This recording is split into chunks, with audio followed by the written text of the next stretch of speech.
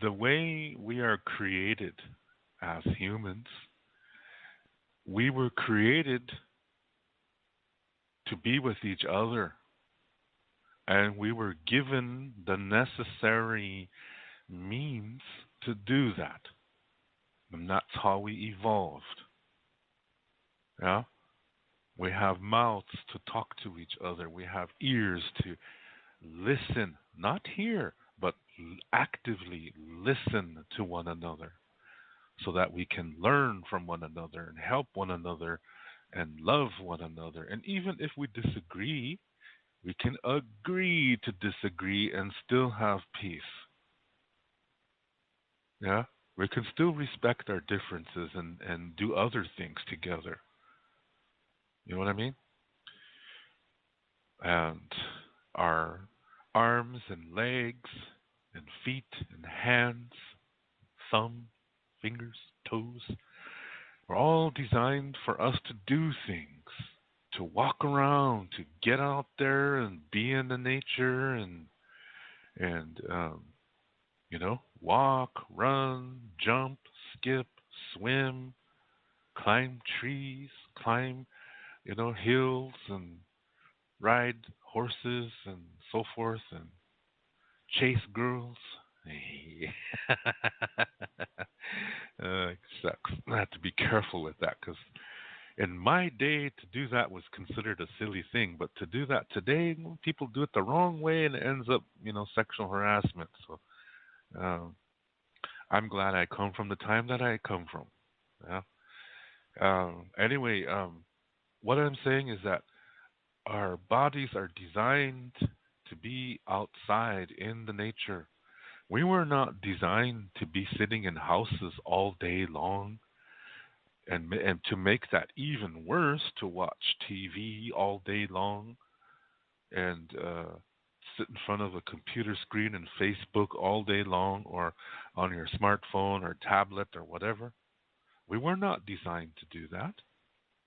When we do this, we are weakening our bodies. Now, we might be learning things. Maybe we're on the Discovery Channel network watching all kinds of things about Africa and stuff like that for those of us who don't live in Africa.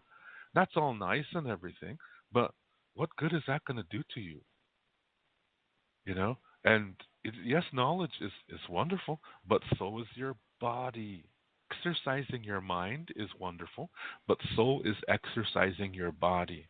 So when all you do is just stay in the house and eat junk food because you're too lazy to cook, and plus junk food's less expensive, you use that as an excuse so you can buy more junk food. Hey, I'm guilty of it too. I'm not trying to be a judge here. I'm guilty of it too. Yeah, that's why I only do that once a day and not three times. No, I do eat junk food from time to time. I just don't do it all the time. Yeah, I don't want to be extreme because when you become extreme in your thinking, then that's the roots of terrorism. You're terrorizing yourself, and they end up terrorizing others.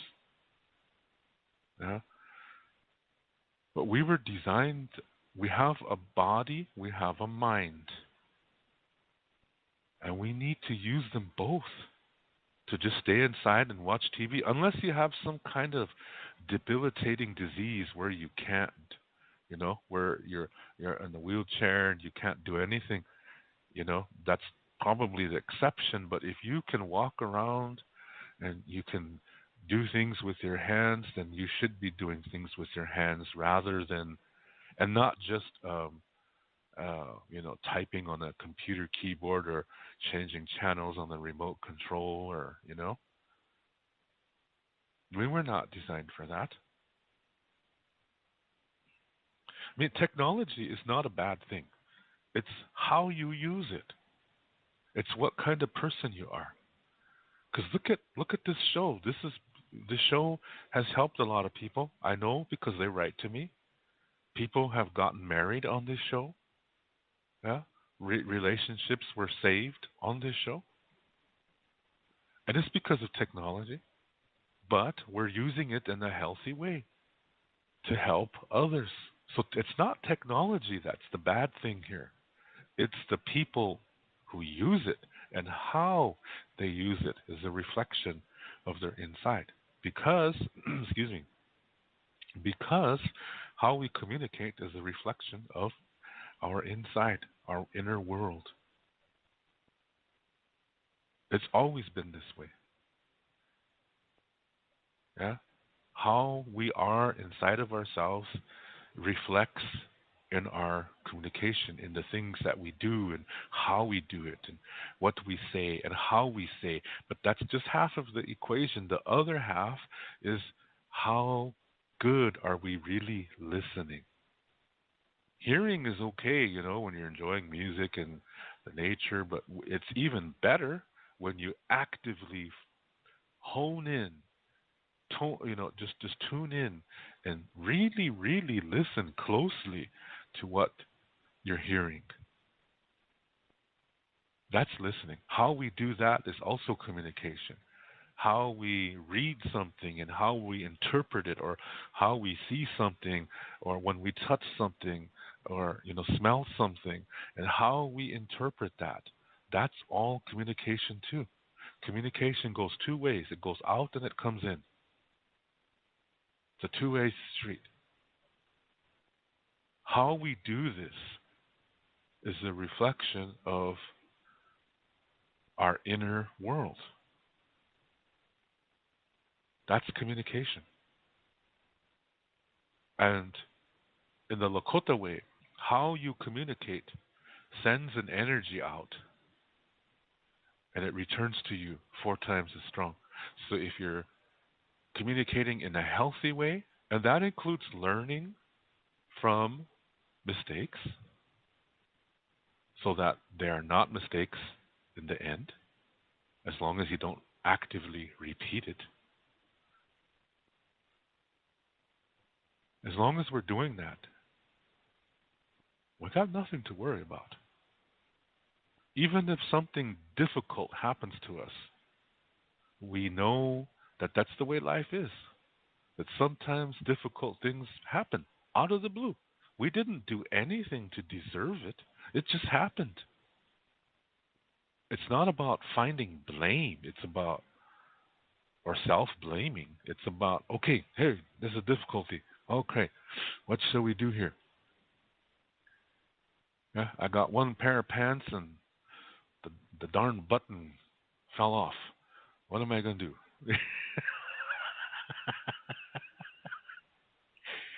Well, either look for that button or buy a new one and sew it back on. Yeah? Problem solved. Then you learn from it.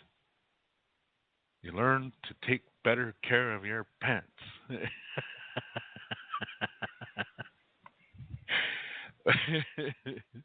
Or maybe you're growing and you need to get a bigger pair. Yeah, you're learning that. You see, you're learning. I know that's a humorous example, but it makes the point. Sometimes things happen out of the blue, but what we need to do is say, okay. It doesn't matter how this happened. Let us, for now, let us learn from it and make the best of it, and so that we can, turn this into a good experience, a teaching, or, wisdom, knowledge, and there's a sense of peace that's achieved from doing that. And then, if somebody caused it, we will find it, and then we can deal with it at that time. But the first thing we need to do is deal with that difficulty immediately. Yeah. If we know somebody caused it, we can do everything all at once. Yeah. It's always a different depending on the situation. But the most important thing is that you deal with it. And sometimes that means not saying anything. Like when somebody becomes so, um, I don't know, where it doesn't matter what you say, they come back and start trouble. It doesn't matter. You can say you're sorry. You can say, okay, I agree with you, and they still find a reason to continue to fight with you. Even after you've surrendered, they want to beat you to the ground. Even in that, see, in something like that, it doesn't matter what you say. They're hell bent on destroying you, no matter what. So the most compassionate thing you can do is don't say a damn thing to them. That's extreme, okay? That don't apply that to everybody. That's in very, very extreme situations. But you're not hiding from it. You're just deciding, I'm not going to let that person control me. Because when it's an extreme situation like that, where no matter what you say, they come down on you, they're not really listening to you. They're trying to control you, and you're not free. Yeah, they're trying to ensnare you, and you're not free. So as long as you respond to that kind of extreme, unhealthy communication, you're their victim, and you're not free. So to break free, don't respond. Let them go crazy. They have a problem, but you're not responsible for that problem. That's not your responsibility. So this is the way it is. Yeah, this is how that goes. So anyway, that I kind of branched off there a little bit. Let me get back to the track here. Um, we were designed to communicate. We were we were designed this way because we were not designed to be alone. Yeah, we were designed to be together. So to nurture our togetherness requires knowing what is communication, because communication is the means by which we bond to each other. To do this as successfully as possible requires knowing what is communication. Most people, when they hear the word communication, they think, oh, yeah, talking, doing things, and jumping around, and, you know, that's just half of the picture. The other half is incoming. How do you interpret things coming to you, whether it's something you hear, feel, see, smell, touch? Yeah, how do you interpret that? That is also communication. So knowing how to communicate is crucial. It's vital to our existence. So now add to that how you are inside of yourself is reflected in your communication.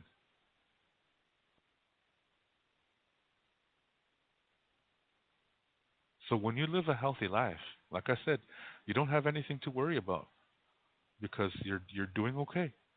And when a difficulty comes, and they will come because they are a part of life, we realize that we can learn great things from these difficulties. They're scary sometimes. Sometimes they make us nervous, and we get, you know, sometimes we get angry, sometimes we get sad. But as long as we express that emotion in a healthy way, you know, like doing something and something vigorous, you know, to get all that emotion out without hurting yourself or anybody or anything, and then that when you do that, that helps you to clear your thoughts, yeah, to clear your mind. Then you can start approaching this and say, okay, how do I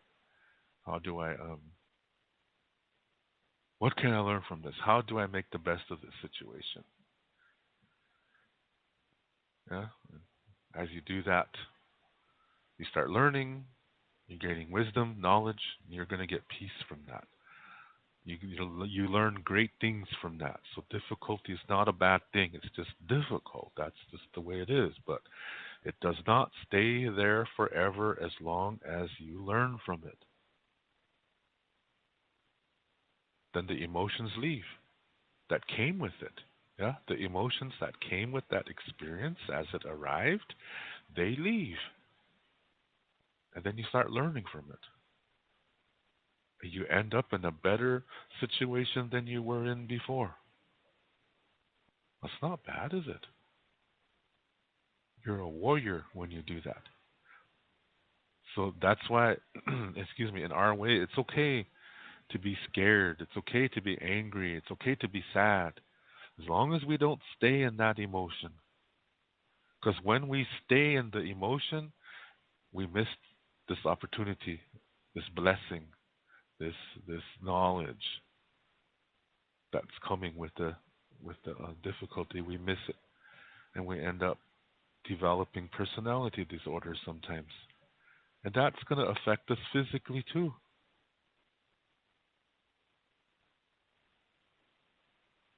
Yeah. So to communicate, we need to learn how to do that in a healthy way, so that we live healthy, take care of ourselves physically, mentally, spiritually, and emotionally as best as we can, because all four parts are connected.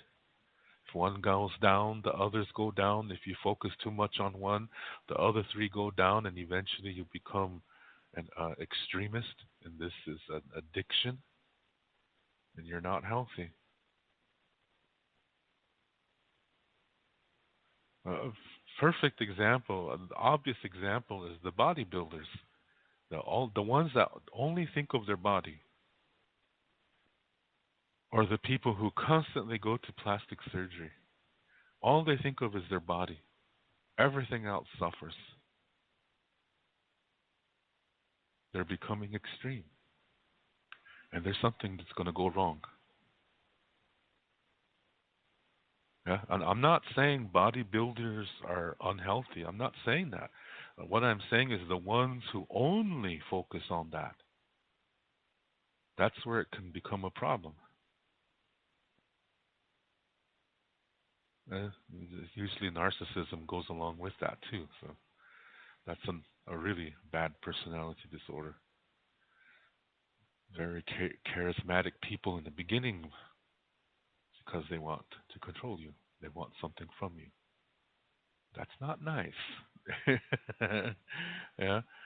Um, so it's important to take care of all four parts of the self, because this is, you know, this is how your reality begins, and all these four parts connect very deep inside of you, and that's your sacred center. Yeah. This is your seventh direction. The seven directions beginning with west, then north, then east, then south, then the earth, then above, and then you. This is this is the way it is. So when you're doing your best to take care of yourself, physically, mentally, spiritually, and especially emotionally, your communication is going to reflect that. That means you will have a healthy communication. And when difficult communication comes to you, you'll know how to handle it. You'll know how to deal with it effectively. Yeah? But when you don't do that, then it shows in your communication too. Then you have a controlling nature. You have you want to control others, or you might be the opposite, and you want to be controlled. When you don't do this in a healthy way, you become either an oppressor or a victim, or sometimes both. You switch according to the situation, according to the people you're dealing with.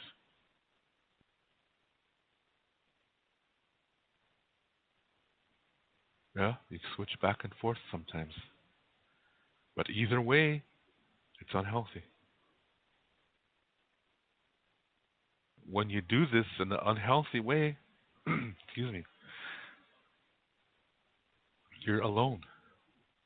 Even when you're with somebody, living together in the same house, sleeping in the same bed, you're still alone. Some of you may know what I mean. I experienced this in my younger life. You're with somebody, started out amazing. Several years later, it's like you're strangers. You try to make it happy again, but they sabotage it every time because there's something else going on that you don't know about. That means they're they're oppressing you. So you can be with somebody for 40, 50 years and still feel like you're alone. This is not love. This is abuser, oppressor, abuser, victim mentality, perspective. And that's not healthy, and that's not love. That's why I say it doesn't matter how long you've been with somebody to prove your love. No, no. How long you've been with somebody doesn't mean a damn thing. In the Western world, you see couples having 50th wedding anniversaries, and everybody saying, "How did you do it? Oh, if I could have just a half of or just one drop of what you guys have, I'd be happy." And people say things like that, but um, you never know. That couple might not really be happy. They might be a very, very codependent couple, and that's not love. That's why I don't believe in anniversaries. We never had that in our ancient society because sometimes people change. Sometimes it's for the better, and sometimes it's for the worst. You take it as it comes, but you don't worry about it if it's going to happen or not. You enjoy what you have right now. Be in the present moment as much as you can because this influences the future. If you're always worried about the future, you're not in the present, and that means your future will be uh, not good. So stay in the present moment. Enjoy what you have as much as you can. If you're not enjoying it, that means you're not happy with that person. So you got to change that. You have to make an alteration for the good of, for the best for both of you. Because if you don't, then you end up in one of these marriages where they're together 40, 50 years and they're not really happy, and and they still feel alone.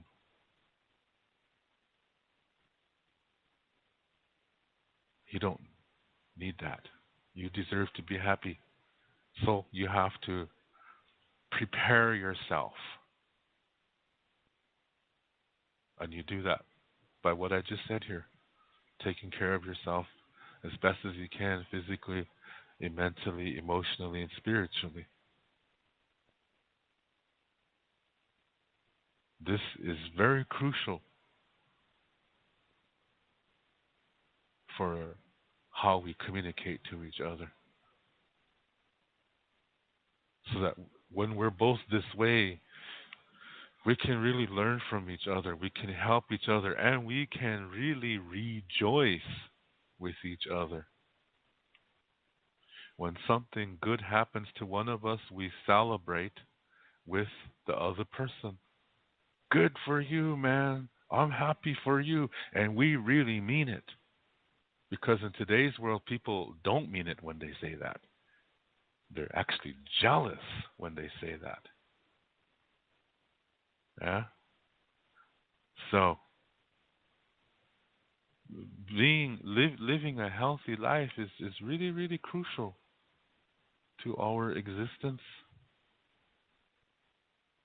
Yeah? It's really, really crucial to our existence. So keeping yourself away from people, um,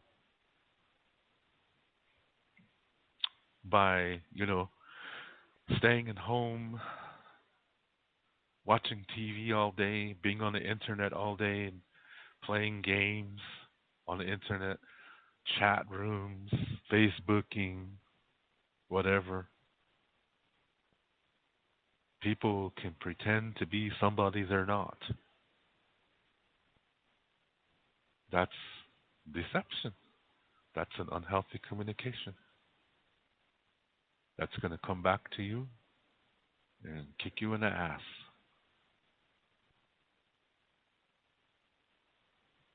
You're making your physical body weaker.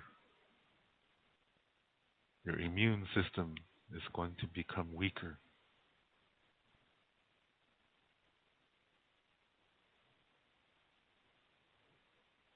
Yeah, because it's connected. Everything is connected inside of you. You become more unhealthy. You start thinking, okay, well, whatever I think is the right way and everybody else is wrong. You only see things in two categories of this and that.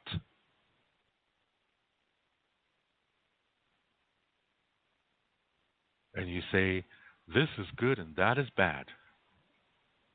You're creating something called duality. And your mentality is such that you say to the others, I can prove that you're wrong. And if you still don't agree with me, then I will destroy you.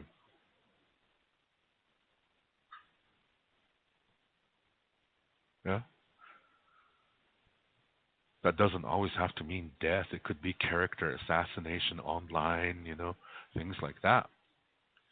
But, excuse me, it's still oppression. You've become an oppressor.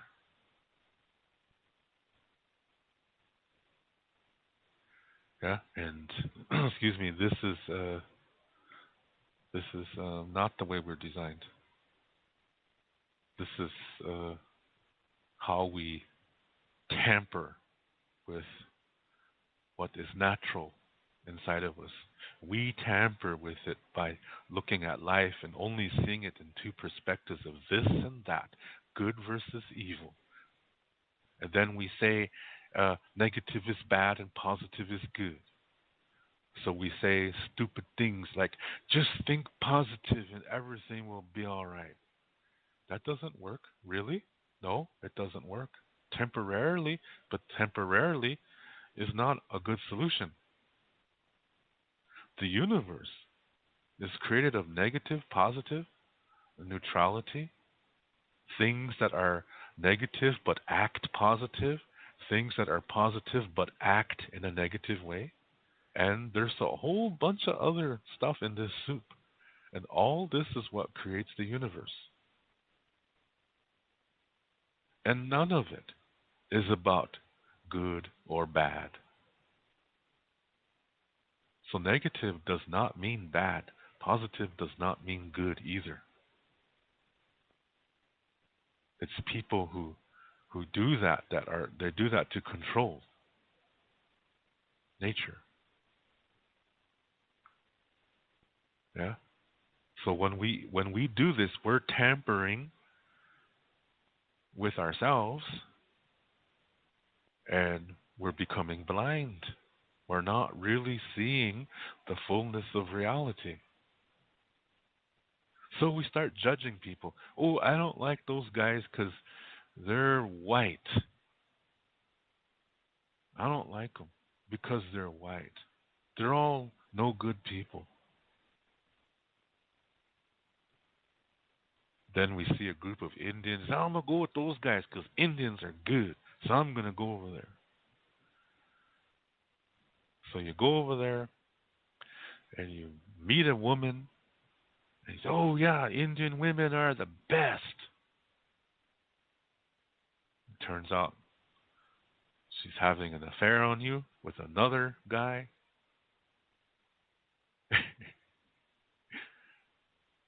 Does that mean she's good because she's fucking another man behind your back? Does that mean she's good because she's Indian? The hell kind of logic is that? Love is not defined by race. It's defined by how you are inside of yourself. And inside of yourself, there's no skin color, there's no race, there's no language. And we should be living like that because reality begins within. That's the number one concept in Lakota Star knowledge. The reality begins inside of yourself. So when you're healthy, physically, mentally, spiritually, emotionally, when you meet somebody, and when you meet somebody, you don't start judging them because of the color of their skin. No. You take the time to know them because they might be nice people. Because I just gave you an example that proves to you that just because you're Indian doesn't mean you're good. Indians will turn on each other. Look at our North American, South American history before white people came here. Look at the situation. We were constantly at war with each other. Constantly. We're enemies with each other. Killing each other. Just because we had a different language. That shows you we were not all the same and we were not at peace. Some tribes were allies with each other, but in general, most tribes were trying to kill each other off, stealing each other's women. Shows you we were not perfect. We were against each other.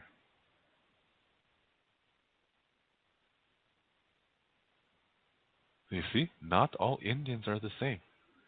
Just because you're an Indian doesn't mean you're good. Doesn't mean anything. It just means you got a certain color of skin and certain kind of hair and color eyes, and that's all it means. And that's superficial. That's not important. What's important is how are you inside of yourself. That's where your reality begins. Your reality does not begin in your skin color, does not begin in your hair. A soul is a soul. It's not Lakota. It's not white. It's not black. A soul is a soul. Is a soul is a soul. Yeah, that has no race.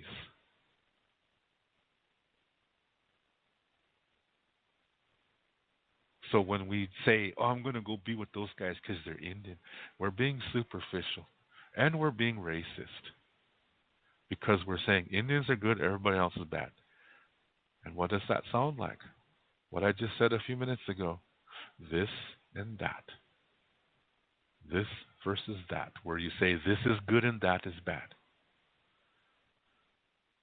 And what did I say? When you think like that, you don't see the fullness of reality. You're starting to become blind to the full reality. You don't see everything. So I saw a Facebook profile one time of uh, a native woman in California, and she said she's a healer. And I want to go someplace where I can heal only my native brothers and sisters. Do you think the spirits see things like that? They don't. In the spiritual realm, there's no race, there's no language, it's energy. Energy has no race. So she's a racist. And they really have fancy excuses. Yeah, like they will say things like, no, no, no, no, that's not what I meant. No, what I meant is that, see, native people only understand a certain way, and that's why I feel I can best work with that kind of situation. I'm sorry, but all you're doing is you're putting a bunch of sugar on top of a piece of shit and you're saying this is cake. It's still racism. And it's a disgrace to shit because there's something good about shit. It's fertilizer, helps things grow.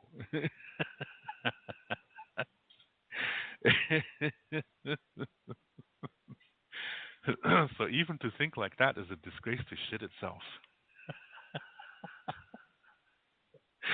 This is funny, but it's true.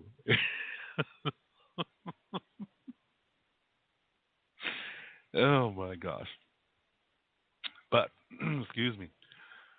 See, this is what I'm saying. When you think like this, you're really closing yourself off to a lot of beautiful experiences. If I were to think like that, my life would never be as wonderful as it is now. I mean, I'm going through a difficulty, yeah, but we all do.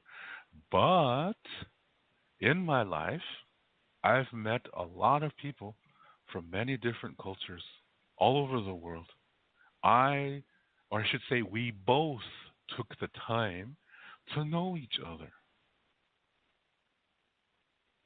As such, I have Irish sisters. Yeah, they're really like my sisters, Imelda, Catherine, and Erin. Three wonderful ladies from Ireland.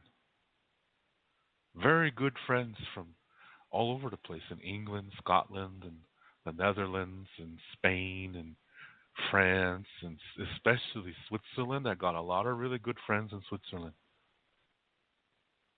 Yeah, Hungary, Norway, Sweden, Finland, Russia, Taiwan, Australia, South Africa, Turkey. The list goes on and on and on.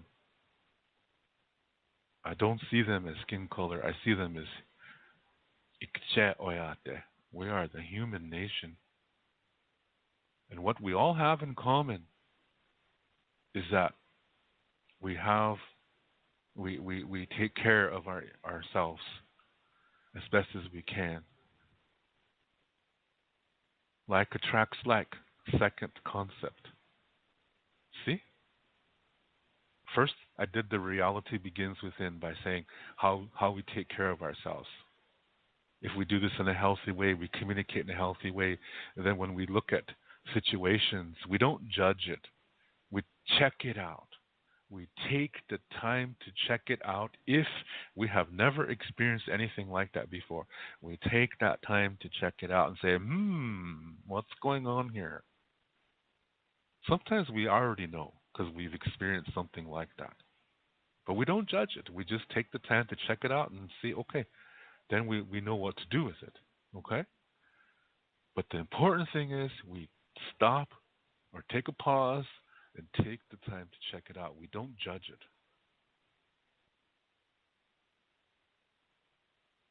One time my car broke down on the interstate I 90 outside of Rapid City, South Dakota, between Rapid and Sturgis. It was autumn day, starting to snow. My black smoke was coming out of my car. That means something that had to do with oil was wrong. I was standing there. It was Friday evening, or Saturday evening, I mean. There were people from my reservation were driving by. They would slow down and look at us, then just drive by. These were Lakota people. Some of them were my relatives. They didn't even stop. Here we are, 2.5 hours away from the reservation. That's probably about 125 miles from our home, and my own relatives would just drive by. Didn't even stop in to uh, to help. This was the days before cell phones. Okay, so we were sitting in the car wondering what are we going to do. Maybe the state trooper will eventually come by and you know help us somehow. Even if we end up in jail, at least we'll be in someplace warm. That's what we were thinking because our own relatives just kept driving by.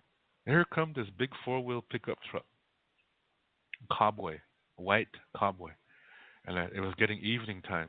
We were out there for about an hour, yeah, and I was like, oh no, a redneck. I judged. I made a mistake. See, I judged him. Oh no, a redneck. But in South Dakota, most of the white people are racist. It's just the way it is. But not everybody is. Okay? Not everybody. Not all white people are racist, but a lot of them are. The same thing is true for Indians. A lot of Indians are racist, but not all of them are. So this guy came up. I rolled down the window. He said, "Oh, you say you have some trouble." He said, "Can I take a look?" So I said, "Yeah." So I lifted up the hood, and he looked. And, oh, this is sad. "I'm not a mechanic, but don't look too good." He said, "I'll tell you what." I said, "Why don't you guys come in? I'll take you to the truck stop back there. Maybe is there somebody you know that can help you?" I said, "Yeah, I have an uncle who lives nearby." My uncle was a white man. Okay, he married my mother's sister, and he's a good man. So I said, "I'll call him, and maybe he can come this tow truck." And he said, "Okay." So we got in his pickup truck, and he started talking with us, just visiting. Yeah, it's snowing, and it's kind of didn't think just talking about normal things, the weather and such. Took us to the truck stop, and he came in with us. And as I was calling my uncle, he got us some coffee and donuts and sandwiches and potato chips and some candy bars, and he sat with us and we visited. He said, "I'll sit with you guys until your uncle arrives." So I said, "Sure, that's fine." And about 15 minutes later, here come my uncle, and the guy said, him and my uncle shook hands, and uh, and he shook our hands. He said, "You guys have good luck." He said, "I wish you guys good luck." And I was so thankful for this man. This was a white man, and I could tell from his voice that he was sincere. So don't tell me that all Indians are good and all white people are bad, because I experienced it firsthand in my life. I needed help. I was 120 miles away from home, and no Indian stopped in to help me. But a white man helped me, helped our family. That guy has a special place in my heart. He didn't see me as an Indian. He saw me as somebody who needed help. He took care of us. He fed us while my relatives just drove by, looked at us, and went, well, at least it's not us, and then they drove by.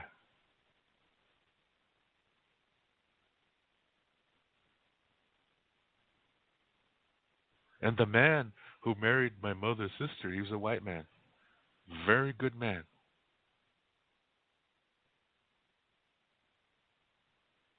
He was always good to my mother, to our family.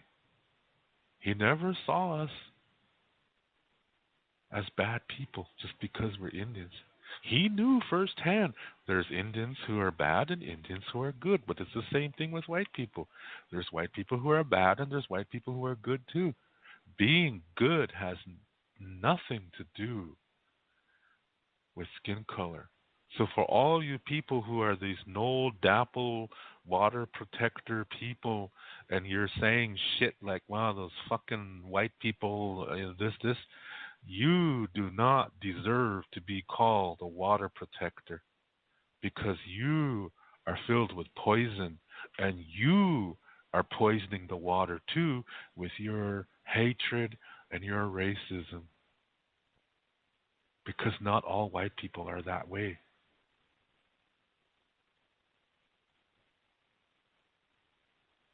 There's a young Lakota guy who has a French sounding last name.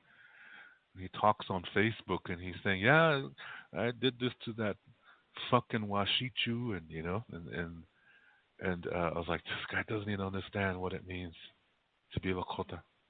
He's a racist. He's not Lakota. He's a racist. And then they were talking about this chairman for Standing Rock Sioux tribe who kind of did an about face, but we don't know the full story, so we shouldn't judge that yet. It doesn't look good though, okay? But we shouldn't judge it yet. But he called this young Lakota guy called this Dave Archambault. He called him a winkte as to put him down. And people, the word winkte is generally today used to describe gay people. And I tell you, in most native cultures, this is a sacred thing. That these people were highly esteemed by their societies.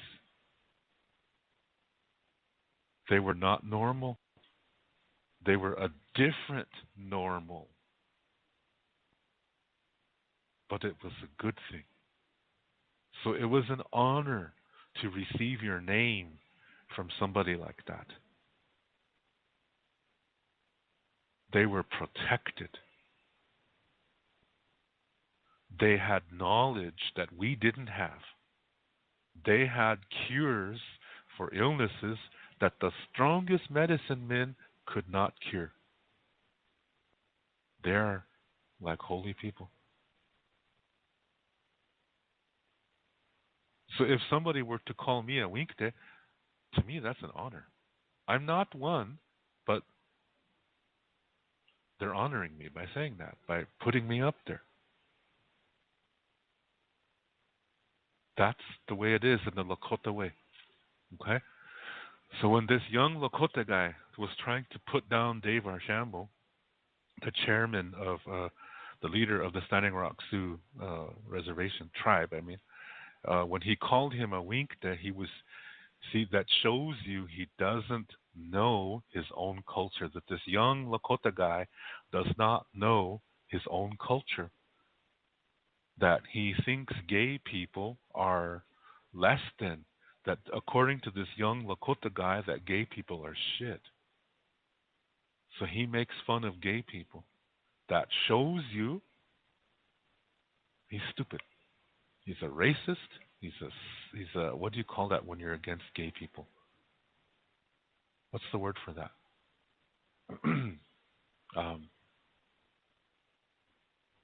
Homophobia. I couldn't even think of that.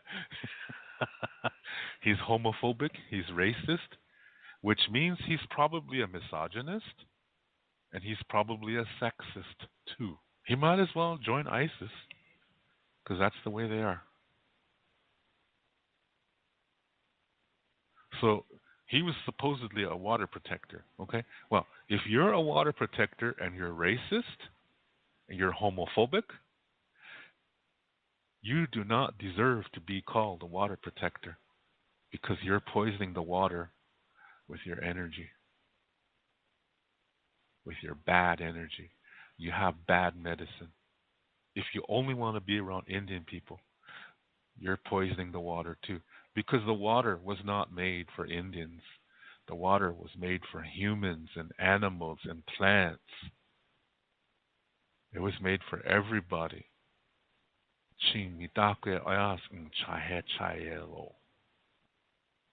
Because we're all connected to each other.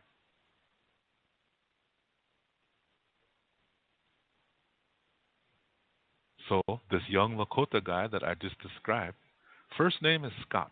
That's all I'm going to say. His last name is a French last name. This young Lakota man is not a man. He's a coward. He's full of shit. He's not a warrior. He's a coward.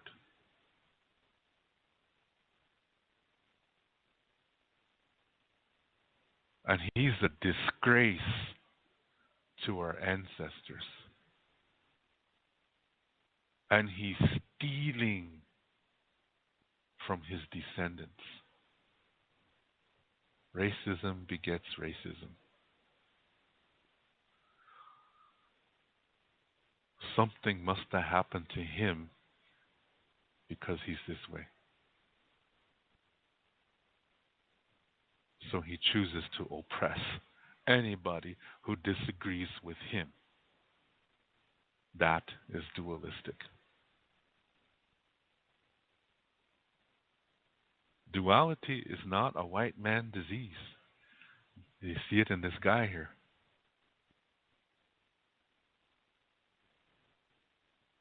Has nothing to do with skin color.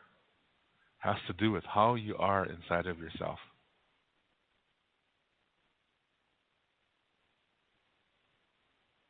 And look at all the opportunities he's missing in his life by only choosing to be with a certain race of people. He's limiting wonderful teachings, wonderful experiences. He's turning it all that away. Instead, he's closing his heart, he's closing his mind, he's closing his sight. He's becoming deaf, dumb, and blind. And when you're that way, you're poisoning the water too, because like all scientists say, our bodies are mostly water, and all water is connected. So when you're racist, misogynist, homophobic, sexist, make fun of handicapped people, when you're this way, you're poisoning the water. And it begins with the water that's in your body. So this poor guy, there's many young Lakotas who think like that. How did it come to that?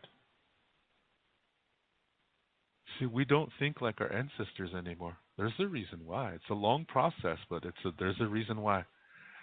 But it doesn't have to stay that way. We can heal. But the only way we can heal is we got to stop calling white people bad people, because it's not the white people that are bad. It's how a person is, because Indians are bad too. I should say Indians can be bad just like white people can be bad, but white people can be good just like Indian people can be good. Good and bad does not belong to a race. It belongs to how you are as a person. That's what defines it. That's just the way it is. So, to really nurture this earth and each other, it all depends on how we communicate.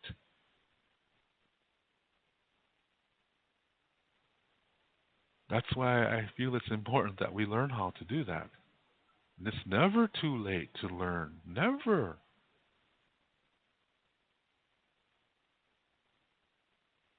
Yeah, it's not about, oh, geez, I'm too old. I'm only 20 years old. I'm too old. It's all downhill from here. Some 20-year-olds think like that. No, it's never too late to learn. Yeah, when we're learning all our lives, we're truly living. And that is the only way to know love. It's a lifelong process. Learning is like breathing. We're always breathing. So, it's good to learn things all the time. And as we live a healthy life and we're at peace with our past, sometimes it's good to think of an old experience, look at it again, because we're going to see something that we didn't see before, because we're more developed. So when we look at something that happened, like say 10 years ago, or even longer, or less, we're going to see something there that we didn't see at that time, which means we're going to learn something new from the past. So you see, it's never too late to learn. That kind of thinking, by the way, is called nonlinear. Linear is when you only go in one direction and you say, okay, this has points A, B, C, D, all the way to whatever. And so you say, uh, point B is better than point A.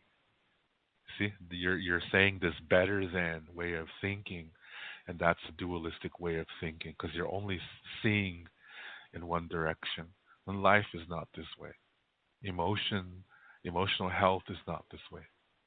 We can heal by coming to peace with our past to make our future better. That's nonlinear. So we don't just go in one direction. We can go backwards for a while. This is what Heokas are trying to teach us. Heokas are men who do things backwards. And yeah, it's funny, but there's something underneath it too. That when you are doing that, what you're doing is you're unraveling an event that happened. And while you unravel it or unwrap it, you might see the problem you might see the solution to a problem you're having right now by unwinding it, unwrapping it. And that requires doing things in reverse. See, that's a sacred process. That's nonlinear. You're going backwards to learn, to heal, to live, to love. See? The Lakota way is not linear, it's circular, which is nonlinear. Okay, it's just another way of saying nonlinear. Okay, so I should take a break now. I'm yapping away here. So let me take a music break, and then I want to explain something. Though I said earlier that today's Indians don't think like our ancestors anymore, and let me explain the reason why. Okay, because there is a reason, and yeah, it'd be good if we live in a way to honor our ancestors, but to also honor our descendants too. And when you're a racist, you're dishonoring your ancestors and you're dishonoring your descendants. Yeah. So saying, you know, like this young Lakota guy when he's putting down all white people.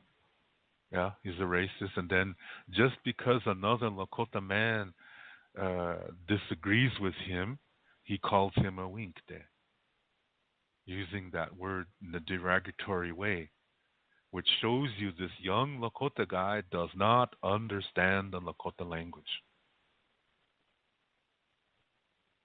My argument is this: if you are Lakota in your DNA, but you cannot speak your language, then I don't think you're really Lakota, because the language is part of our identity too.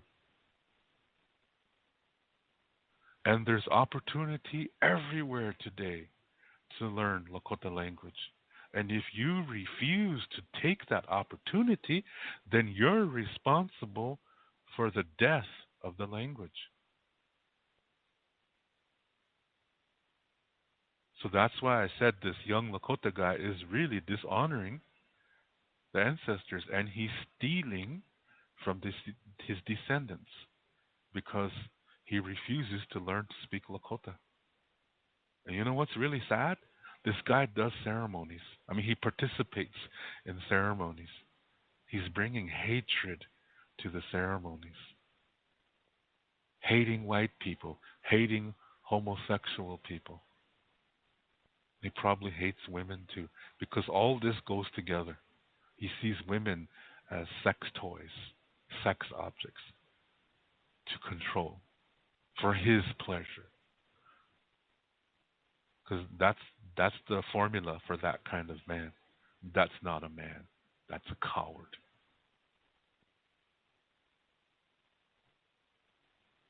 So he's keeping important things away from his descendants.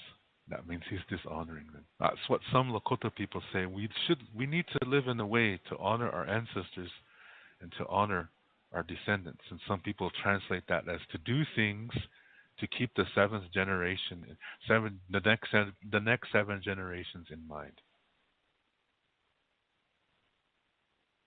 So each generation has to do this. Each generation has to do things in such to keep the next 7 generations in mind. It always moves with each generation. That's the old way of thinking. And I think just since reality begins within, is to just live as good as you can now. Then you can't go wrong. Learn from your difficulties when they happen. And then, like I said, this is a healthy way to live. So the second law comes in, like attracts like. So you will attract somebody who's similar to you.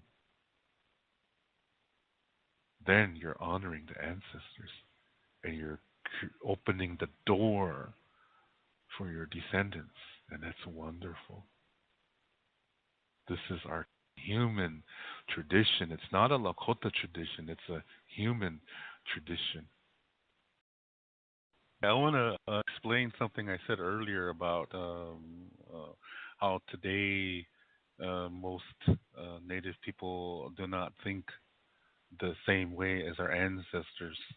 And a lot of people who are non-native, they have the misconception that um, that we still have these ancient ways, but the reality is we don't. Okay, and most people don't realize that what we have today mostly, I mean, what most people know is actually a tiny remnant. Yeah, it's a tiny remnant of what was commonly known, and it's unfortunate because this tiny remnant is also tainted with this dualistic tendency of good versus evil, and we don't have that in the ancient way. Okay, so anyway, I would like to explain this process that happened because a lot of people don't know it, and the government, American government, and the Catholic Church and other Christian churches don't want people to know about this either. So whenever people suppress truth, that means there's something not good behind that reason. Okay? So let me explain how this is. Back in the late 1800s, when we were placed on reservations, they were prison camps in the beginning.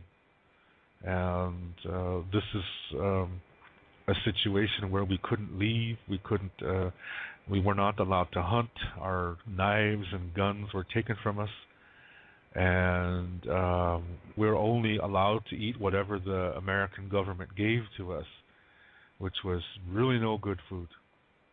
The quality of the food was okay when it left places like Chicago and stuff like that, but once it got to some of these train stations between there and the reservation, a lot of these handlers would sell it, and then they would buy old food and put that in there instead, and these middlemen would make a lot of money. Yeah. So what we got on the reservation was bullshit food. Yeah, it was really no good. And we ended up getting all kinds of diseases like heart diseases, hypertension, diabetes, things like that. And then at the same time, our language and ceremonies were declared illegal by the United States. So we were hit physically, spiritually, and emotionally. Soon after that, our minds became weak. And these, as I said earlier, these are the 4 parts of the self. So with the 4 parts of the self being sick, we lost our connection to our sacred center. So we started to focus on communicating away from that. And then the priests came from the various churches, and they learned our ways and said that since our ways conflict with the Bible, that our ways are evil, that they come from Satan, they come from the devil. So in our weakened states, we slowly began to accept that. Now, another thing is that there were some Lakota people that didn't want to accept that. They wanted to hang on to the traditional Lakota Star Knowledge ways.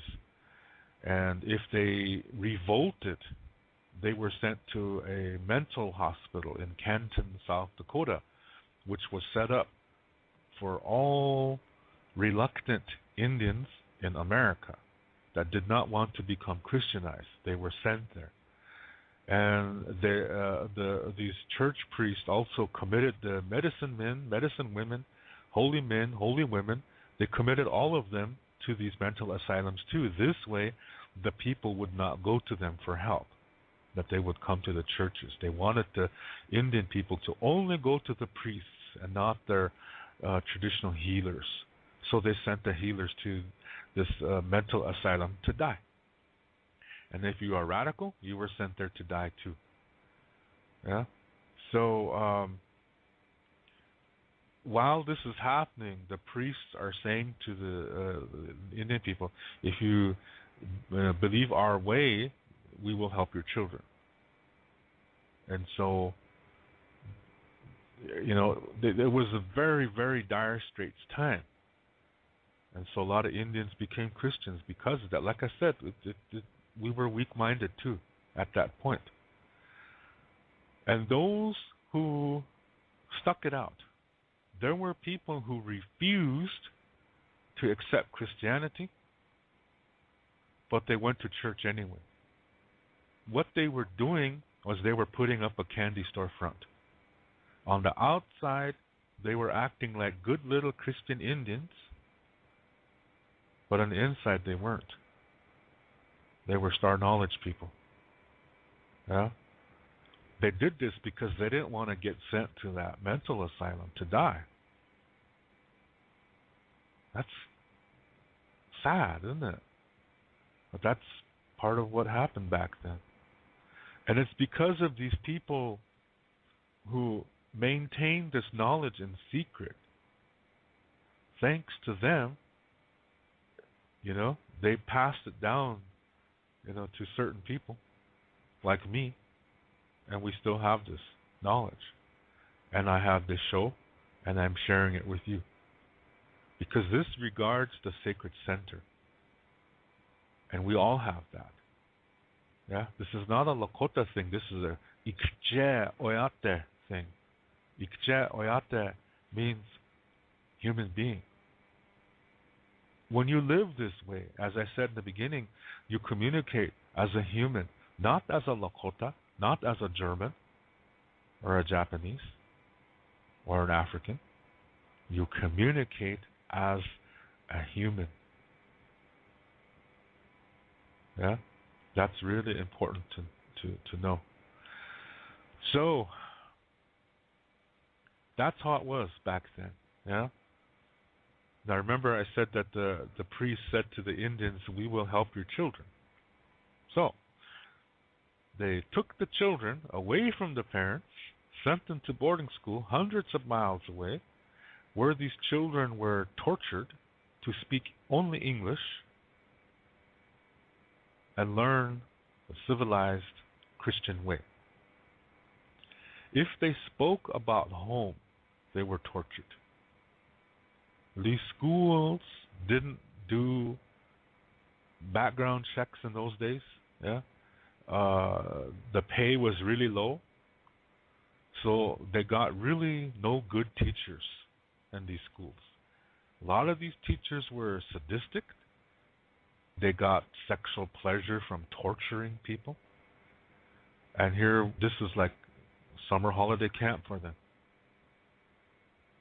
And the same thing for perverts. A lot of perverts now had their pick of the litter, and they could get away with it. That's what happened. A lot of these children were murdered, they were killed, they were raped, they were molested. And there's a lot of unmarked graves near these schools. Not all these children are accounted for. So, those who made it through, what they learned was whatever they saw. Because a lot of these children never went back home. They were told by the priests that their families had died and that there was nobody there. And that broke their hearts. This is why some of these children, they were so sad they couldn't eat. And they ended up starving themselves to death. And those who made it through, like I said, they didn't really survive because they were not able to process all these emotional traumas that they experienced. They didn't know how, because the only adults that were around them were these unhealthy, abusive people, teachers, dorm matrons, cooks, janitors, priests. They were all unhealthy to them. That's all they knew. They learned how to become victims, and they learned how to become abusers to those who they considered weaker than themselves. So they didn't really survive. A lot of these children that made it through these schools, they had a lot of traumas that they didn't know how to deal with because all they saw was abuse. That's what they learned. There was no adult healthy role models to emulate. Remember I said these children were told that their families were all dead. So they didn't go back during summer holiday. They just stayed at these schools and worked. So when they left these schools, they tried to live in mainstream America. Nobody accepted them. They would say, you're a heathen. You're a dirty Indian. So they couldn't even get jobs off the reservation. And when they went back to the reservation, to their people, they ran into more problems. Many, many times they were not even accepted by their own people because their own people were saying, you're too white. You act like a white man. So they're caught in between. So a lot of them turned to alcohol to try to hide all of it, to try to forget everything. They turned to alcohol and then later drugs. There were some who tried to make it. They married each other because they knew each other went through the same thing. And they didn't want their children to go through what they went through. So they didn't teach them the language. They didn't teach them the culture. Those children, the children of these first generation boarding school people, those children are today's elders. When they were born, they didn't learn the language. They didn't learn Lakota Star knowledge. They never got the opportunity to. When you look at an old person on the reservation today, they're not the connection to the ancient past. No, they were born in a Christian background at a time when the reservations were strongly Christian. So this is what happened. That's a native experience that a lot of people don't realize. And this is what happened all over America and Canada too. So the next generation, they are sent to boarding school too. No choice. It's a little bit better, but they're still abused. They're still getting treated really no good. And so they grow up, have children, and they don't teach their children anything. What can they teach them? They don't know anything concerning their own language. This is why today most people cannot speak their own language, and what little cultural information they know is Christianized, meaning it's dualistic, and it's not the original ancient form. Okay, so the first generation of Indian kids that were sent to boarding school, since all around them were unhealthy adults who did nothing but abuse them, they didn't receive healthy parenting. They missed things that they should have learned about life. So they're lacking emotional development. So when they grow up, and those who make it through these boarding schools and then they have children, those children are also lacking that emotional support, that emotional development, because the parents don't know how to do it. Yeah? All they knew and all they learned was abuse. All they experienced in these schools was abuse. So they have a hard time trying to be a healthy parent. So they do the best that they can. But the children still are not receiving the proper emotional development, the experiences that healthy children should receive from healthy parents. They're still missing that.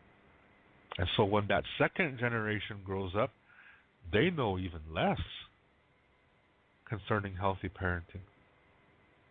And so their children receive even less. And every time this happens, the next generation becomes more dualistic than the previous one.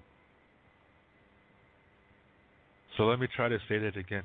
The first generation boarding school kids, they didn't receive proper parenting skills. So when they have children, their children are not receiving healthy training that they should be receiving. They're receiving even less than their parents. Now that second generation, when they grow up, see, they know even less. So when they have children, those children are receiving even less, and it gets worse with each generation, which also means that the less healthy emotional development they receive, the more dualistic they become. So with each generation is more becoming emotionally underdeveloped, they're also becoming more dualistic. So today, it's a huge mess on the reservation. As a whole, we're incredibly underdeveloped emotionally, and we are incredibly dualistic. We're quick to attack each other. We're quick to pull each other down. We're just like the rest of the civilized, dualistic world. Notice I didn't say white man, because this is all over the world. It's not just among white countries. It's all over the world. Wherever there is a dualistic ideology, where one gender is considered less than and property of the other gender, you're going to have incredibly underdeveloped emotional people, which equals incredibly dualistic people. And that is unhealthy. So that started by the time of the late 1800s on the reservation. They're talking about how people communicate in deception, and you know that the first hour of the show I was talking about how when you communicate in an unhealthy way, it's because of you want to control others, you want to deceive others to control them, and by either putting people down, yeah, calling them bad names and things like that, like I was talking with this concerning this young Lakota guy. But you know, sometimes people also will say anything to make people agree with him, which is deception. Yeah, where they will say it as if it's the truth. When you go to Liar University, that's one of the first things they teach you is that you have to believe what you're saying is really true, even though it's a total lie. Yeah, you have to believe that it is the truth. Sounds crazy, isn't it? That's the way of the liars. Yeah, they have to believe like it is true. They have everything. It has to show in their voice, their facial expression, their body language. And this way, people who are not emotionally developed or people who um, judge everything, they're judgmental people, that people don't take the time to check things out. And they think, well, hey, the guy's a millionaire and obviously, he knows what he's talking about, so he must be telling the truth. See, this kind of thinking is something um, that lawyers use. It's called appeal to authority fallacy. Yeah, for those of you that don't know what fallacy means, let me look it up.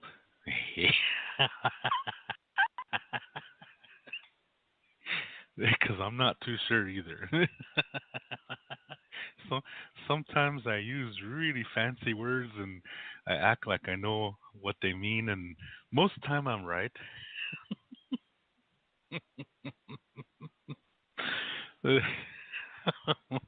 Anyway, a fallacy is a. I want to get. I know what it is. Really, I'm joking. I do know what it is. Okay, I took a course in university. It was a philosophy foundations course, and we were learning about fallacies. Yeah, and how lawyers use them in court cases in the courtroom. Yeah. Anyway, a fallacy is a mistaken belief, especially one based on unsound argument. In reasoning, they try to uh, present an argument to defeat an opposing argument. People use these in debates, yeah, as well. We were studying logic, I remember, and we were learning about fallacies. So that's where I learned about this stuff. But there's all kinds of fallacies, yeah. There's all kinds, and one of them is a this appeal to authority. That means you try to present yourself as an authority. Now let's go back to this Lakota guy, this young Lakota guy who called Dave Archambault a wink there, and he used the word washichu in a derogatory way. Let's go. Let's look at him. Okay. Now this guy, I know him. Yeah, I do know this guy. He's from my reservation, and he goes to sun dances every year. He lives on the East Coast, and summertime he comes back to the res and participates in sun dances. He has a pipe. Um, he can sing some songs, but he cannot speak the language. Yeah, just because you can sing a song doesn't mean you know the language. So this is how he is, and so if you try to talk with him, he will say, "Well, you know what? I've been sun dancing for 20 some years." So see, when you see what he's doing is he's using this appeal to authority fallacy. He's trying to make you think that because he sun danced for 20 something years that he's an expert in everything Lakota, that he knows everything about Lakota spirituality. So whatever he says is the truth. You see, he's setting himself up as an authority. So when people talk like that, well, I come from a long line of medicine men. Well, I'm a descendant of Chief so and so, or uh, I was raised by my elders, or things like that. Well, I just told you a story here within a half hour about uh, today's old people mostly are dualistic because of the boarding school experience. So when you say you're raised by an elder, it just means you're raised to be dualistic, but not traditional. So that doesn't mean anything. So this is what I mean by appeal to authority fallacy, by saying that, yeah, well, I've been doing the Sundance ceremony for 20 something years, and I have a pipe, and my Indian name is this, and I'm a descendant of Chief Crazy Horse and Sitting Bull, and um, my grandfather was a medicine man, and my father was a medicine man, and so you can imagine what comes next. See, there's guys that talk like this. Lakota guys talk like this. It's so full of shit. They're using this appeal to authority fallacy. That's what they're doing. And when you use this, it's because you're trying to put yourself above others and say you're better than them. And this is duality. This is not the Lakota way. A real traditional Lakota man will just say, "My name is such and such. My grandfather and grandmother are this their names, and my parents are this name, and I grew up in so location, and I apologize to all the old people here because I'm not trying to say I'm an expert. I'm just saying what I know from my life experience, but I'm always willing to learn." That's what a real traditional person would say. He would never talk about the ceremonies. He would never talk about the pipe. Yeah?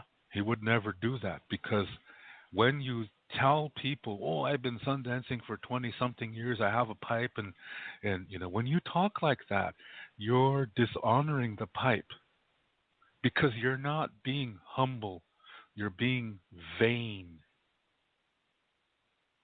You're not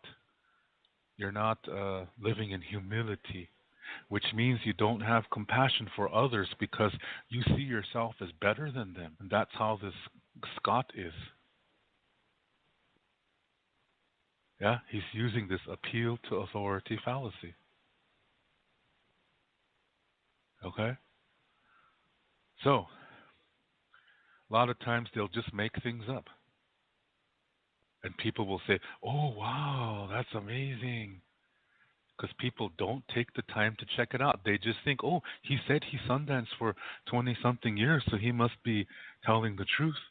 See, this is appeal to authority fallacy. This is that means he can say whatever he wants. And if you think like that, if you think that, "Oh, he must be telling the truth because he's sundanced for 20 something years," then you will believe anything he will say. And he could say, and that's why the end of the world is going to be tomorrow. And you'll be, "Oh, geez," and you know, you'll believe anything he says because you're a victim of his oppression. And he's oppressing you by using this appeal to authority fallacy. Yeah? Donald Trump is doing the same thing. And people, there's a lot of racists in America, a lot of white racists, and they like what Trump is saying. Putting down Mexicans and Muslims and women, making fun of handicapped people. Um, and it's all basically saying, okay, if he's putting down Muslims, he's belittling black people, he wants Mexicans to go back to Mexico, and he's making fun of handicapped people. He oppresses women. Well, what does this leave left over? White men. So from that argument, you could say he's indirectly perpetuating the belief that America should be favoring white men. That's the foundation for his belief. So he's going to use this appeal to us. Well, he is using this appeal to authority fallacy.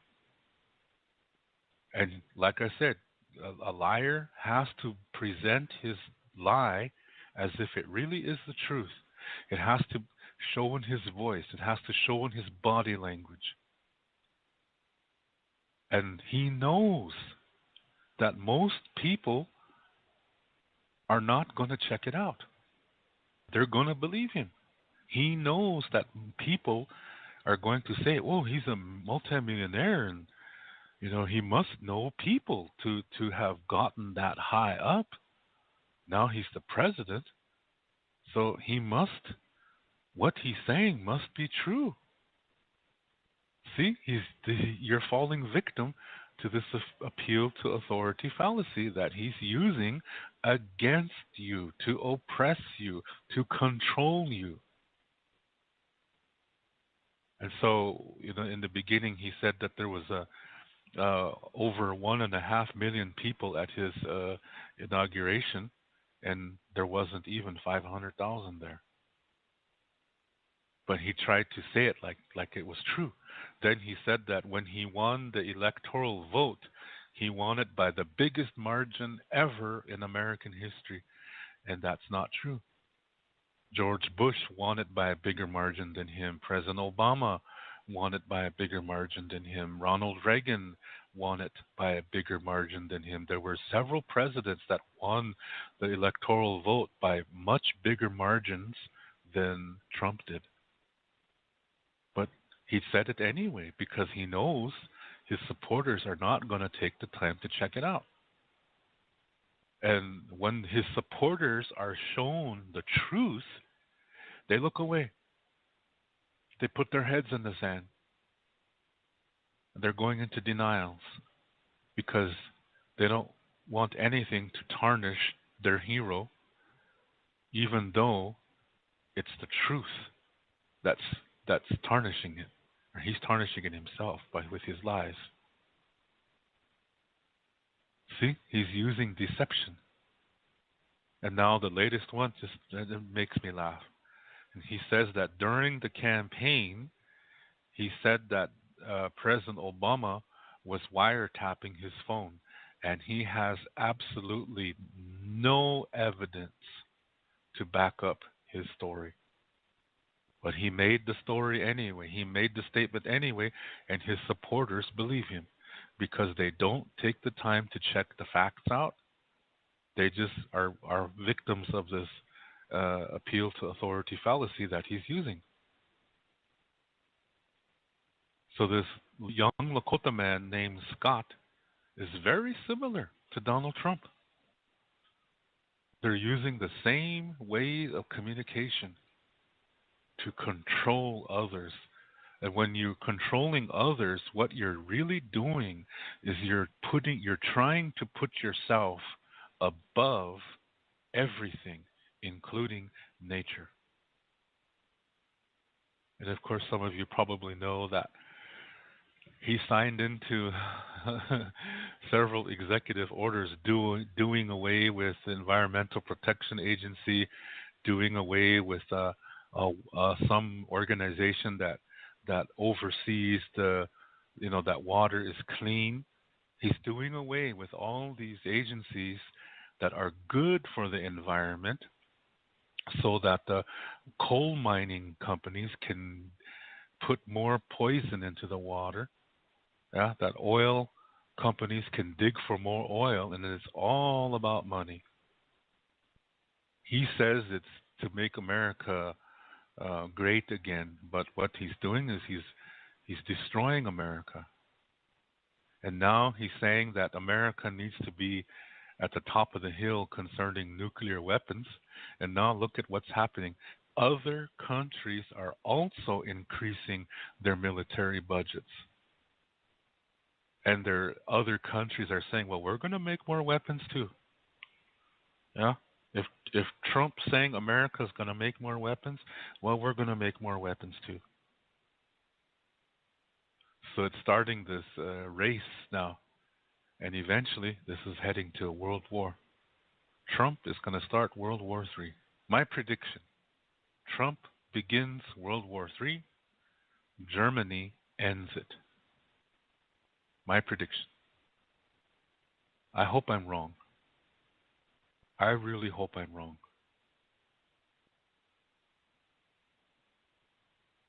I don't want to be right. Just something to think about. Yeah. So this, you have to look at yourself too in your life and see: are you doing this too? Are you setting yourself up as an authority when you're not?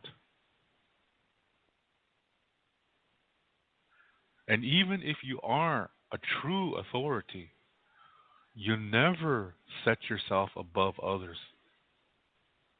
Like myself, I am a professional musician. I am on several recordings, yeah, on several CDs, but I never say I'm better than others. When I talk to a young musician who's just now learning how to play guitar or keyboard or something, I never put myself above them. I say, "Let me hear you." Then I say, "Let's jam."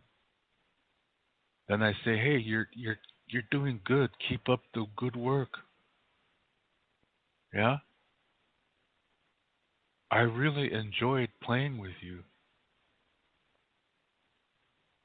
because when you play with somebody, you might come up with another idea, which means the amateur musician just taught me something.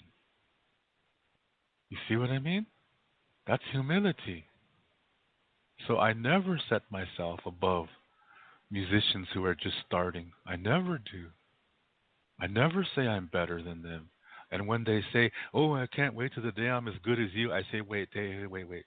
You be the best that you can be. Don't compare yourself to me.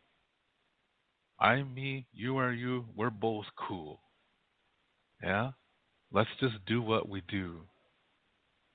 And we can do that together sometimes. But never say you're better or less than somebody else. That's what I say. Because I sometimes I do learn from musicians who are just starting out, especially appreciation. It's good. They remind you, yeah, they remind you of the beauty of music. That's nonlinear. Yeah.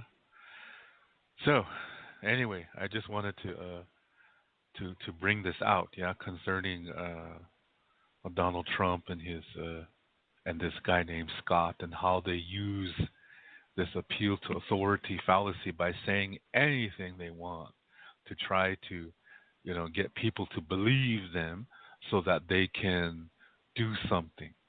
So now, President Trump, I shouldn't even say that because I don't see him as my president. That's the third time I made that mistake. I'm really trying not to put those two words together.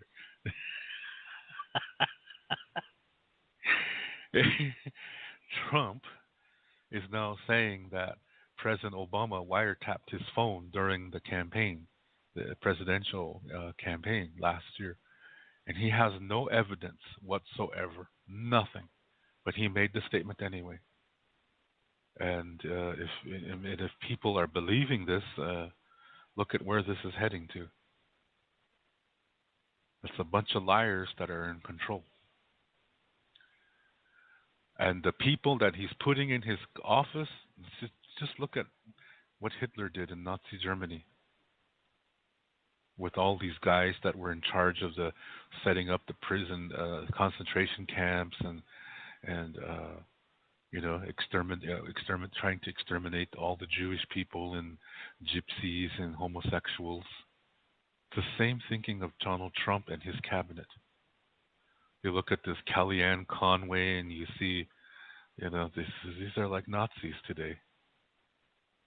In Hitler, he was saying that the Aryan nation is the supreme nation of the world, and his list, going down the list, was blonde hair, blue eyes, white skin. even though he didn't have blonde hair. Which I thought was funny. And you look at the Trump contingency, see how do they fit that description. Very interesting, isn't it? There's a lot of people that have a history of racism, and now they are in the most powerful positions in the United States, in the United States government. This is very scary. Families are being torn apart as parents are being sent back to Mexico. They're torn away from their children. Um, and the Trump presidency does not see this as bad. They don't care. So that shows you there's racism involved. It's obvious this is racism. It's not heading into a good thing. But there is one good thing about Trump being the president is that he is in the public eye, and even though he's going to be doing things in secret, he can't escape the fact that he still is in the public eye, that we can keep an eye on him. Yeah, because um, we have to. Yeah. So, you know what I was saying about difficulties previously, about um, sometimes they come out of the blue, and it's we have to, we're going to feel an emotion, and we need to get that out, doing something constructively, yeah, like a physical activity or something, and then we use our minds now, and start saying, okay, how can we learn from this? How can we make the best of this situation? We have to apply that same process to the United States president. It is a difficulty, a great difficulty. So we have to be smart. We have to think clearly so that we know that most of the times he opens his mouth, he's lying. Yeah, he's turned the presidency into a circus. Yeah, and putting a bunch of clowns in his cabinet. So, um, this is what we have to be aware of. This is what we have to be smart about it. Yeah, we can't if we just react emotionally, he's gonna win for sure. If we respond in hatred to him, he has already won. So we've got to look at this in a very intelligent way, so that we are the ones who uh, who are making the best of this situation, that we're learning from it. Because maybe this is what needs to happen before something amazing happens. I know some of you have experienced that in your life. You're going along in your life and things seem to be looking good, and there's a possibility of um, a betterment in your life for it to get better. And so you're hoping for it, and then something totally unexpected happens and just throws you for a loop, and you're sitting there in shock saying, what the hell just happened here? And it's like your whole world is upside down. And you're thinking, my God, how did it get to this?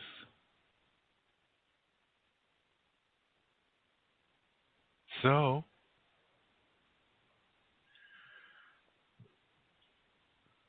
you apply this process, doing something constructive, yeah, to get that emotion out, so you can have a clear path to your mind, so you can start learning from this and making the best of it. And as you proceed to do this, you begin to enter a new situation or phase in your life. And then what comes next is totally amazing. And you're like, oh my God, this is beautiful, wonderful, amazing. And you see that the only way that this could have happened was for you to learn from that difficulty to bring this new thing, new situation into your life. You brought it in. You brought the situation in as soon as you started learning from that difficulty. And I know some of you have this has happened to you in your lives because this is part of the human experience. This is part of our journey. It's happened to me several times. It's happening to me right now. Yeah. For those of you that follow the show in 2014, something just out of the blue totally turned my world upside down, and immediately I worked out the emotion, yeah, to do something constructive. I followed my own advice, and then I started to try to learn from this and make the best of the situation. I didn't do anything wrong. This just came out of the blue, yeah, and but learning from it and making the best of it kept me on my path to the point of where I met several years later. I met someone just wonderfully amazing, and that could have only happened by me learning from that difficulty. Because if I didn't learn from that difficulty, I would still be, having a cold heart, hating this person who hurt me and things like that. But instead, I chose to learn from it and make the most of it, and I ended up meeting someone just amazing and wonderful, the best ever in my life. Yeah, so I know it works. So maybe this Trump presidency is that difficulty to bring about something incredibly beautiful for the world. Because through this Trump presidency, we're going to learn to appreciate what is really important. And once we achieve that understanding in the next presidential election, we more of us will vote and we will get the correct person in there. I hope. If this third world war isn't started by that time. Yeah. So I think this could be that. I just wanted to uh, reiterate that what's really really important is how to communicate in a healthy way, and we also have to know how to recognize unhealthy communication. Then we know how to deal with it effectively and transform it. Yeah. So that it doesn't hurt anybody. But unfortunately, it's still going to return to the person who sent it. Yeah. But when a person communicates in an unhealthy way, and if we respond in an unhealthy way too, this only creates chaos. Because remember, in what I said earlier, is that whatever you communicate, an energy goes out and it comes back to you 4 times as strong.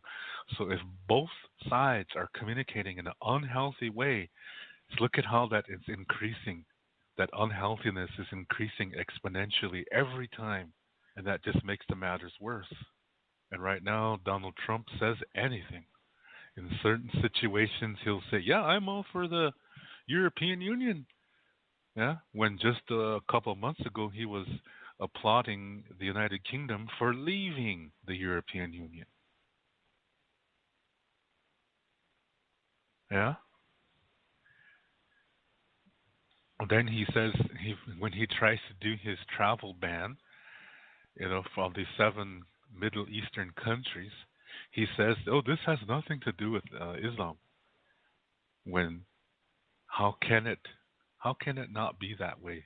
Because most of the people who live in those seven countries are Muslim. So it is a ban on Islam. And this is just how it is. And the number one thing that I have to say to all the white people in America who are supporting Donald Trump, and when you say, well, there needs to be a registry of all these Muslims coming in, and so we know who they are and where they're coming from. You know what? Indians should have done that too, in the from the very beginning. Maybe we should have done that too. Maybe we should have had a registry on all the white people coming in from England and Spain and Italy and Portugal and the Netherlands, France. Maybe we should have kept a registry too.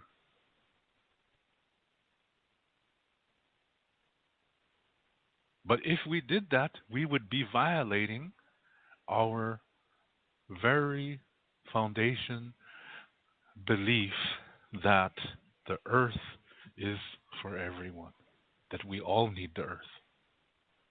The earth does not see boundaries. The earth does not see that, this here section is for Russia and that one is for the Ukraine. The earth doesn't see that. So, what we need to do is learn how to communicate in a healthy way so that through this process we can respect each other's differences and still find a way to live with each other. We don't have to agree on everything, but we shouldn't try to say we're better. We shouldn't try to say, well, we are this and everybody's that. We shouldn't do that. We should be saying, okay, we are this, they're that, they're that, they're that, they're that, they're that, and it's a wonderful thing. And respect each other. And not try to force our ways upon each other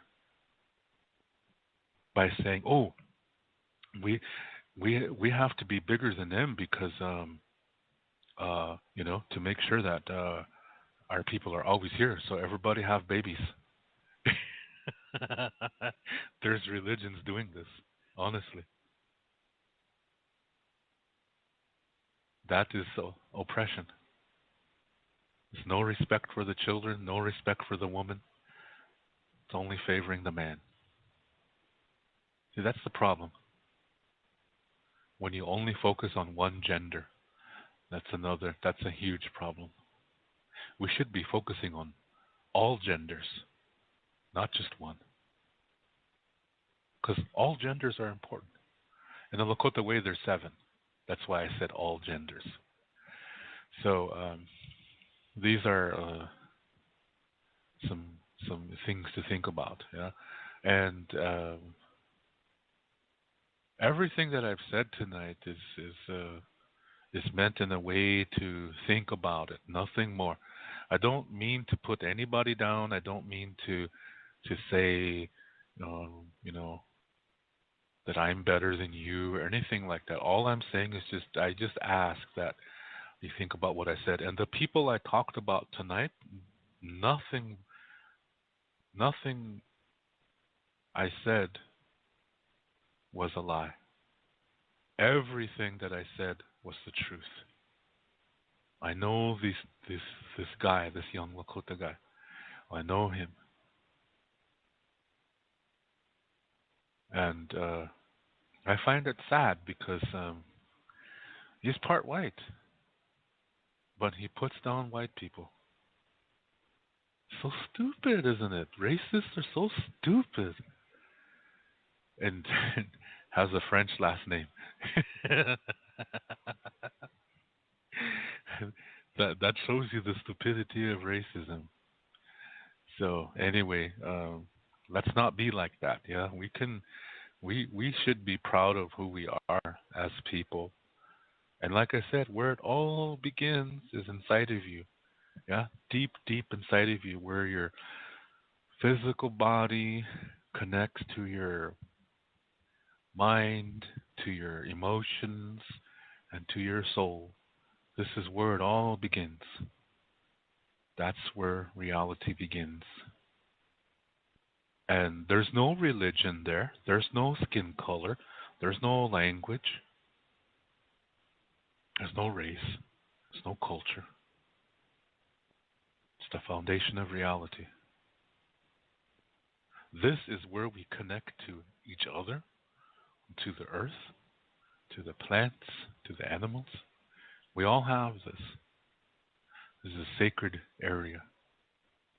And that's what we need to be focusing on. That's what we need to be nurturing because this is where our communication originates. And when we can do this, our communication is healthy.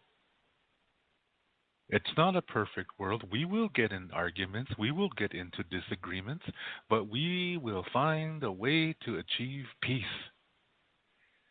and respecting both sides, all sides, and not try to oppress one another. That's the human way.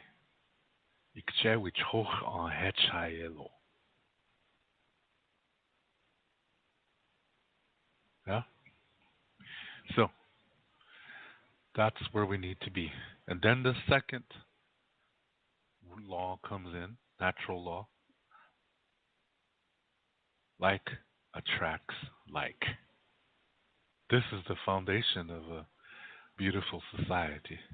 We can do this. Yeah? So that's what I ask of you. I ask of you to think of this and make this your way. It is your way. This is your birthright. Oh, hetchetuelo mitakuyepi.